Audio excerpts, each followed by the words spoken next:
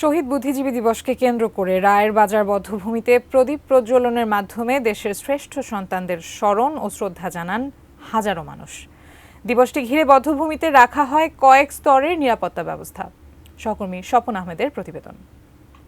ওরা ঘুমিয়ে আছে, ওদের ঘুমোতে দাও। ওদের কবরে এখন গজিয়ে উঠেছে ঘাস।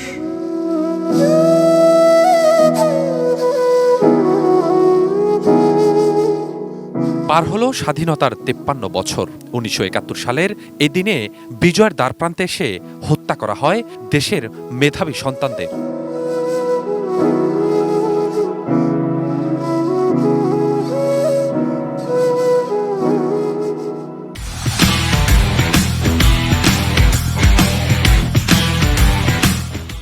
ঘড়ির কাঁটায় রাত 12টা বেজে 1 মিনিট।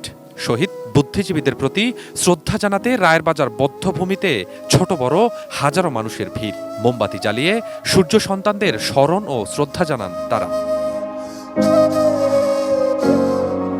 আমাদেরকে প্রতি বছর তাদেরকে স্মরণ করার মূলত কারণ একটাই, আমরা আমাদের থেকে আমাদের পরবর্তী প্রজন্ম, তাদের থেকে তাদের পরবর্তী প্রজন্ম যাতে আমাদের এই ইতিহাস, মুক্তিযুদ্ধের ইতিহাস, তাদের আত্মত্যাগ, তাদের দেশের জন্য তাদের যে দান, যেটা যাতে কোনোভাবেই না বলা হয়। বুদ্ধিজীবীরা যারা আজকের এই দিনে 1971 সালে শহীদ হয়েছেন, তারাও আমাদের দেশকে বিশ্বের মাঝে তুলে ধরেছেন বলেই আজকে আমরা তাদেরকে স্মরণ করছি। দিবসটি ঘিরে রায়ের বাজার বদ্ধভূমিতে রাখা হয়েছে বাড়তি নিরাপত্তা ব্যবস্থা ও নজরদারি। আজকের এই দিবসের নিরাপত্তার জন্য আমাদের পর্যায়ক্রমে কয়েক স্তরে আমাদের টিম নিয়োজিত আছে। আমরা যাওয়ার পর টান বাই টান আরও লোক থাকবে, পর্যায়ক্রমে সবসময় লোকজন আছে আমাদের ডিবি থেকে। কোনো ধরনের অপ্রীতিকর ঘটনা যেন না ঘটে, এই জন্য আমরা সবসময় তৎপর আছি। বুদ্ধিজীবী হত্যার 2 দিন পরেই 16 ডিসেম্বর আত্মসমর্পণ করে পাকিস্তানি বাহিনী। আসে মহান বিজয়, অভ্যুদয় ঘটে স্বাধীন বাংলাদেশের।